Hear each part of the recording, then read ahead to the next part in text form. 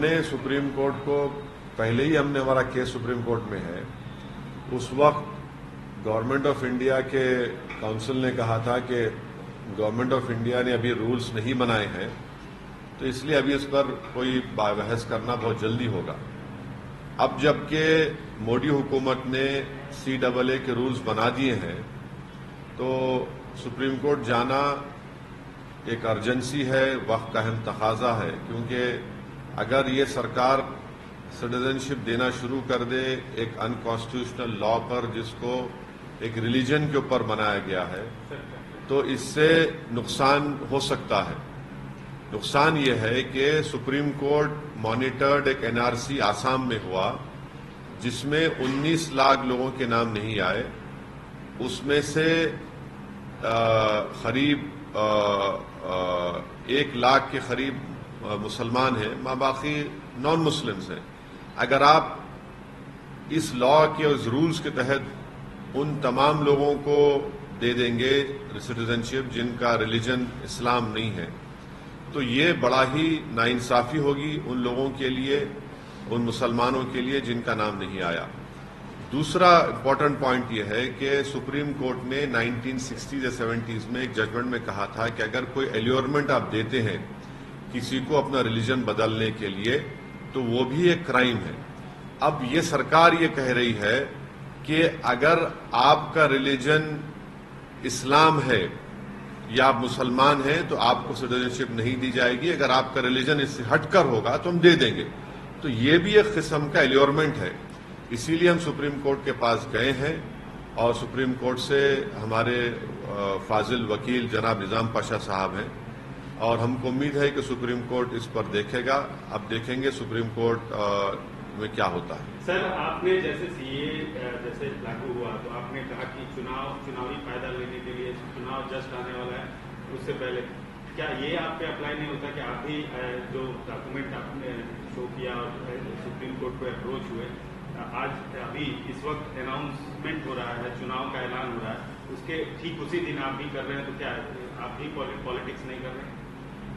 देखिए, मैं एक पॉलिटिशियन हूं, मैं कोई फिलोसोफर नहीं हूं, नंबर 1। दूसरी बात यह है कि यह कानून पास हुआ था 2019 में।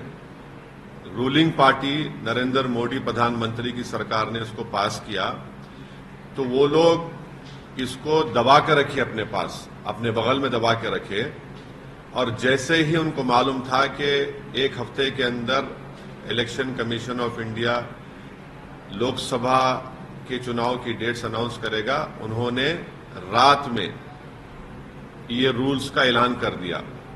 जब सरकार चुनाव को सामने रखकर फैसला ले रही है, तो ये बहुत गलत बात है कि आप मुझसे सवाल कर रहे हैं कि मैं सुप्रीम कोर्ट क्यों जा रहा हूं। जब कोई रूल्स बनाती है सरकार, तो मुझे सुप्रीम कोर्ट जाना पड़ेगा ना। मैंने तो उस कानून को लोकसभा में इस बिल को फाड़ा था, जिसको अनकॉन्स्टिट्यूशनल काला कानून कहा था, और इस बिल के जरिए, इस कानून के जरिए सरकार मुसलमानों को खास तौर से और गरीबों को स्टेटलेस बनाना चाहती है, और इस कानून को आपको NRC NPR से जोड़ के देखना है। तो सियासत तो नरेंद्र मोदी कर रहे हैं, और इस तरह का कानून बनाकर। हाँ,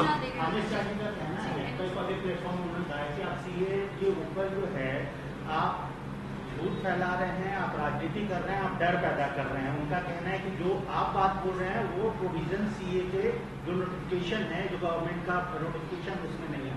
उनका आरोप है कि आप जानबूझकर राजनीतिक फायदे मैं एक ही बात कह दी अमित शाह और नरेंद्र मोदी।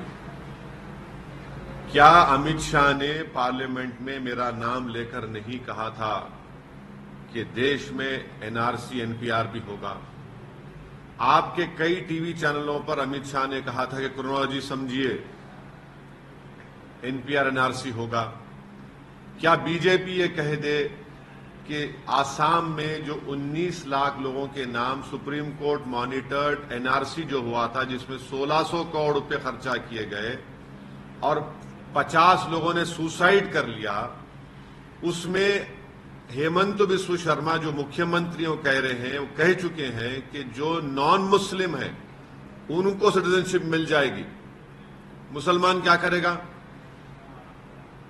वो एक खौफ का माहौल पैदा कर रहे हैं। मैं नहीं कर रहा हूं। पहले तो सिटीजनशिप का कानून आप मजहब की बुनियाद पर क्यों बनाया? आपने बनाया इसको, गलती आपने की, जो राइट टू इक्वालिटी के खिलाफ है भारत के संविधान के, तो वो कर रहे हैं सब चीजें। इलेक्टोरल बॉन्ड्स के लेकर आप आवाज उठा रहे हैं, तो इस इलेक्शन में जिस प्रकार से इलेक्टोरल बॉन्ड्स का इशू उठा है, तो किसको फायदा होगा और किसको नुकसान होगा?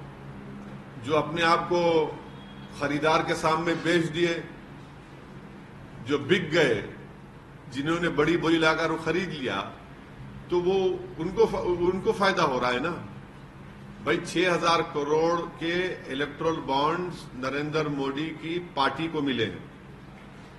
1500 करोड़ के इलेक्टोरल बॉन्ड्स ममता बनर्जी की पार्टी को मिले हैं, और 1300 कितने सेकंड नंबर पर बीआरएस को मिले हैं 1300 करोड़, सॉरी कांग्रेस को मिले हैं 1300 करोड़, फिर 1100 करोड़ बीआरएस को मिले हैं, फिर आरजेडी को 70 करोड़, एआईएडीएमके डीएमके सब है। तो इस हमाम में सब नंगे हैं।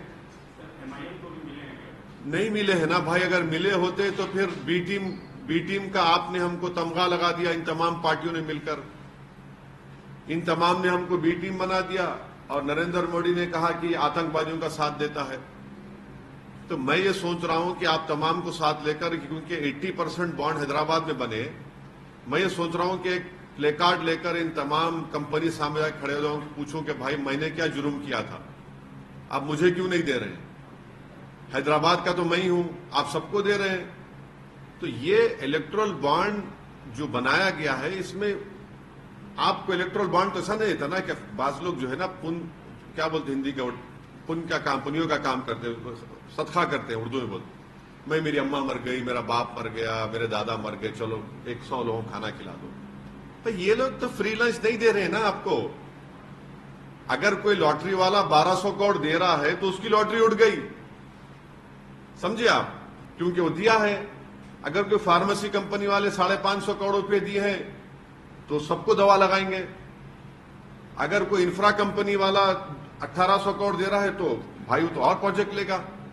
फ्री लंच तो है ही नहीं ना कोई भी, इसीलिए सुप्रीम कोर्ट ने उसको अनकॉन्स्टिट्यूशनल करार दिया। वोटर्स के दिमाग में क्या ये बात रहेगी? वोटर्स के दिमाग में ये बात रहेगी कि जैसे वोटर्स के दिमाग में बात डालना पड़ेगा कि भैया आपके पैसे आप ही से लेकर पॉलिटिकल पार्टीज को दिए जा रहे हैं, और उसका उनको फायदा मिल रहा है। तो ना आपको नौकरी मिल रही है, देश का जो डेमोग्राफिक डिविडेंड है वो नौजवान है, युवा है, उनको नौकरी नहीं मिल रही है।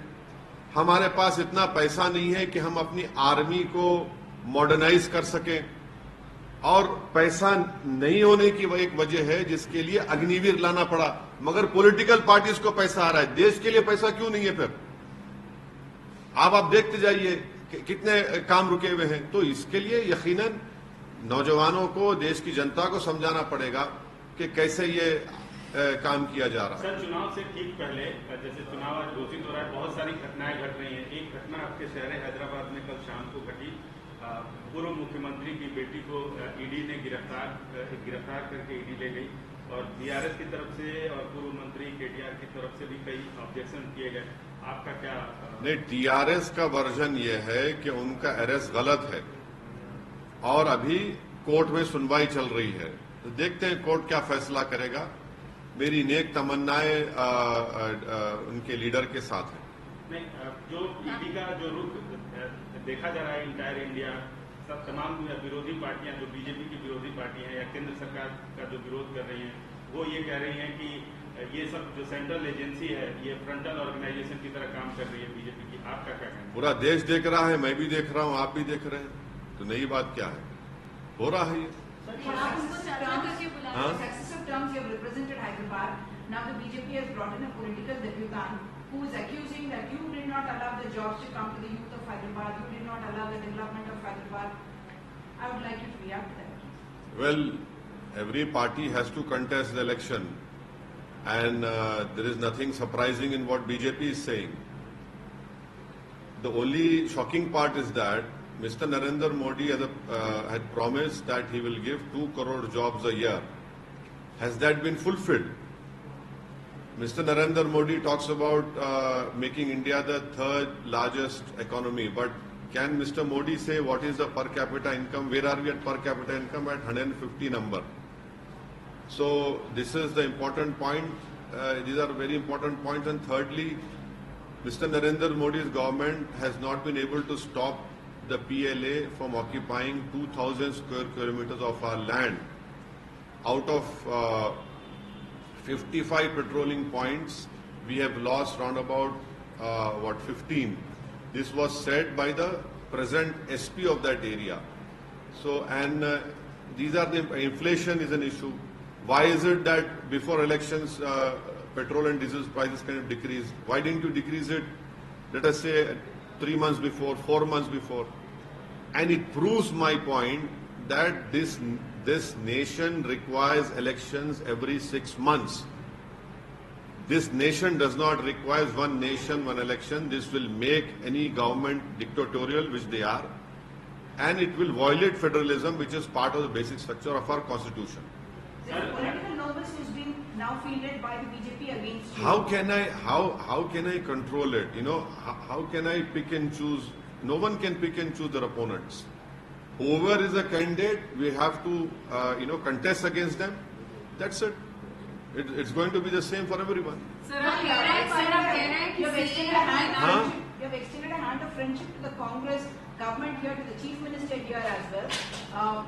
Are you hoping that their help will also be required for you to fight this election in Hyderabad in terms of the kind of candidate that they put up here? As a candidate, I require help from everyone, including from you.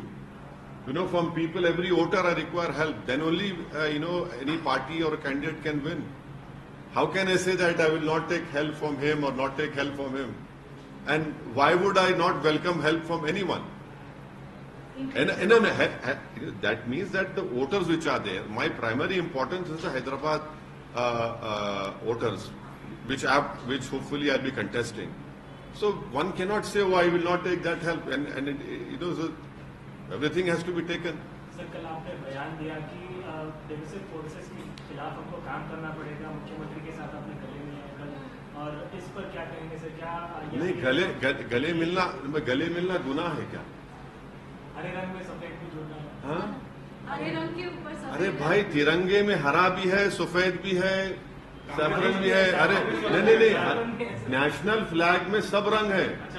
आप लोग देख ही नहीं रहे national flag को। अच्छा, मेरे को हरे से क्यों जोड़ रहे आप? ये बोलिए आप। मैं तो सफेद शेरवानी पहना हुआ हूं।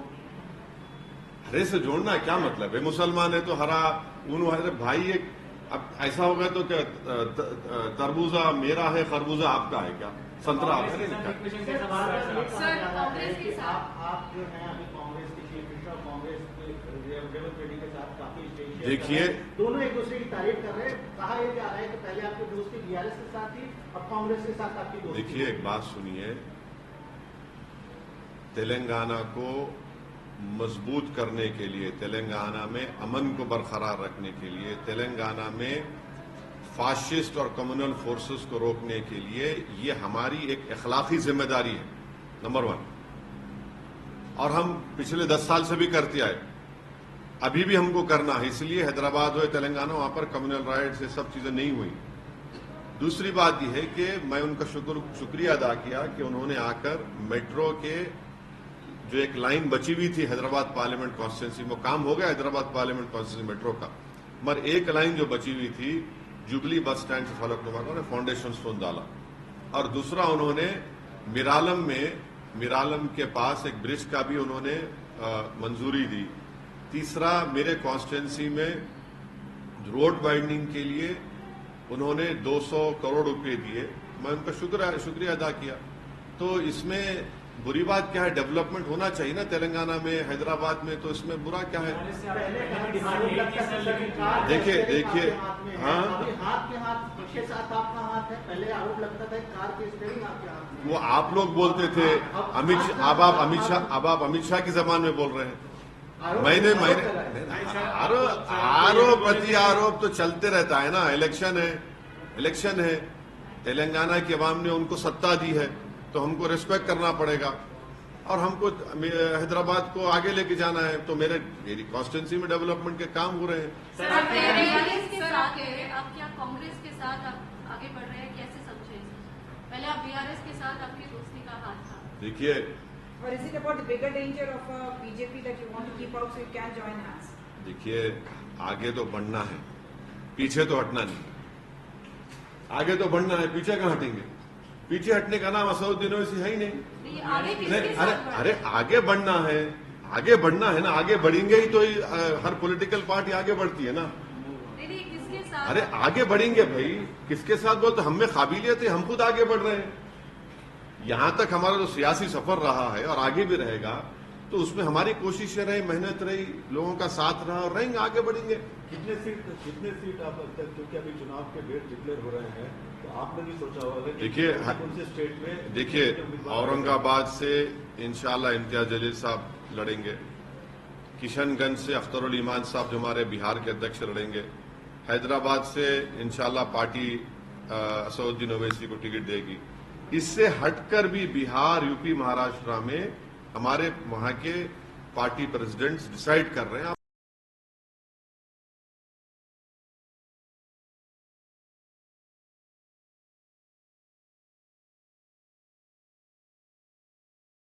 वही बताएंगे आपको, देखेंगे। अच्छा सर, आपकी अपोनेंट हैं, आपके कॉन्स्टिट्यूंसी में काफी घूम रही हैं, बीजेपी से उनको टिकट मिला है।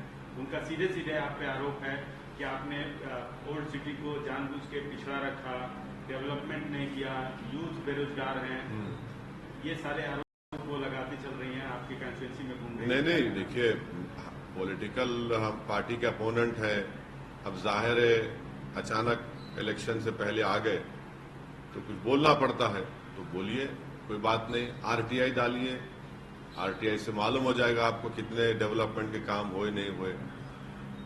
बुनियादी सवाल ये मुल्क जानना चाहता है कि 10 साल में नरेंद्र मोदी की सरकार ने भारत के जो युवाओं का जो डेमोग्राफी डिविडेंड पूरे विश्व में हमारे पास है, उनका मुकद्दर बेरोजगारी क्यों बना दिया? देश ये जानना चाहता है कि इलेक्टोरल बॉन्ड में 6,000 करोड़ रुपए कैसे बीजेपी को मिले और इसका इस्तेमाल कैसे हुआ। देश ये जानना चाहता है कि जिन्होंने आपको दिया है, आपने उनको क्या क्या नहीं दे दिया है। हाँ, आपने एक बॉन्ड उनको दिया तो आपने उन पर एक बार नहीं, कई चीजें उन पर वार दी आपने। तो ये देश जानना चाहता है कि 2000 स्क्वायर किलोमीटर 56 इंच का सीना रखने वाले प्रधानमंत्री चीन को क्यों छोड़ दिए जमीन? वो या बताना पड़ेगा उनको। भाई, बीजेपी के पास जो 6,000 करोड़ रुपए आए हैं, वो तो मिनिस्ट्री ऑफ सोशल जस्टिस का पूरा बजट है, मालूम आपको? 6,000 करोड़ बीजेपी के पास है और देश के नौजवान की जेब फटी हुई है। 6,000 करोड़ बीजेपी के पास है, 1,500 करोड़ ममता के पास है, 1,100 करोड़ कांग्रेस के पास है, 1,000 करोड़ टीआरएस के पास है, डीएमके के पास है। देश के युवाओं के पास क्या है भाई? ये सवाल है। सर, पश्चिम बंगाल लड़ेंगे सर? हाँ, पश्चिम बंगाल लड़ेंगे सर? अरे आप सभी अभी दो कैसा होगा? ममता दीदी को चोट लगी है, उनको अरे भाई, क्यों नहीं यार, किसी से पर्सनली हेट्रेड क्यों होगी? हम हमको हमारे बेस्ट विशेस उनको देते हैं और अल्लाह करे जल्द से जल्द सेहतमंद हो जाए। Sir, do you think the India alliance stands a strong chance against Narendra Modi? Locally, you are the strongest. I have said very clearly that Hyderabad, people of Hyderabad Parliament constituency and Telangana and people of Semanchal will vote against this unconstitutional religion-based law, discriminatory law, that is CAA. That is what I have stated. The rest, I am not part of that alliance, so I cannot speak on their behalf. Sir, but as somebody with national ambition, you are Any contesting notes in on other it? states as well. As somebody with national ambition who is contesting in other states, what is your view? What do you think about the India alliance? You don't have to. No, don't reduce me to the level of some political analyst who has no work to do, who sits every day at the TV channels and gets something in return. I cannot stoop down to that level. I can only speak on behalf of my political party, which I have told you just now. As far as other alliances are concerned, they have more qualified people than me, and they can answer your question in a very good way. Is your party open to India alliance if they approach? अरे भाई, आप मेरे दरवाजे में दारुसलाम में आ गए, दारुसलाम में दरवाजे है ही नहीं, ओपन ग्राउंड में मेरा दफ्तर है। स्वागत करते हैं। अरे इम्तियाज जलील ने तो एक नहीं 2 मरतबा बोला महाराष्ट्र में, अख्तरुल ईमान बोले किशनगंज में, वो और क्या बोलेंगे। सर, अब सीए को एनआरसी और एनपीआर के थ्रू जोड़ने की बात कर रहे जी। हैं, लेकिन अभी हाल ही में अमित शाह ने जो इंटरव्यू दिया था वहां पे उन्होंने कहा था कि there is no provision for NRC in this law and this law will not take away anyone's citizenship. देखिए कितना झूठ बोलते हैं। अरे झूठ की भी तो कोई हद होनी चाहिए मेरे भाई। ये सिटीजनशिप एक्ट में बन रहा है ना, एनपीआर एनआरसी भी सिटीजनशिप एक्ट का है। आप रिलीजन के ऊपर सिटीजनशिप दे रहे तो रिलीजन के ऊपर छीन नहीं सकते क्या आप? क्या अमित शाह ने लोकसभा में मेरा नाम लेकर नहीं कहा था कि ओवैसी जी एनपीआर होगा, एनआरसी होगा? नंबर 1। हाँ, वो बोलते हैं कि इसका हिस्सा नहीं है। पार्लियामेंट में बोला गया, आपके टीवी चैनलों पर आकर वो बोले। आसाम में 19 लाख लोगों के नाम नहीं आए जो सुप्रीम कोर्ट मॉनिटर्ड एनआरसी हुआ, 1600 करोड़ रुपए खर्चा किए गए, 50 लोगों ने सुसाइड किया। उसके बाद जब 19 लाख लोगों के नाम नहीं आए, जिसमें से करीब 17 लाख नॉन मुस्लिम लोगों के नाम है, उसको आसाम के मुख्यमंत्री कहते हैं कि हम उनको CAA के तहत सिटीजनशिप दे देंगे। उन्होंने ऑन रिकॉर्ड कहा इस बात को। वो जो 1 लाख 1.25 लाख मुसलमान है वो क्या करेंगे? सर 7 चरणों में चुनाव की बात हो रही है। अभी नहीं मालूम आशिफ को, अभी नहीं,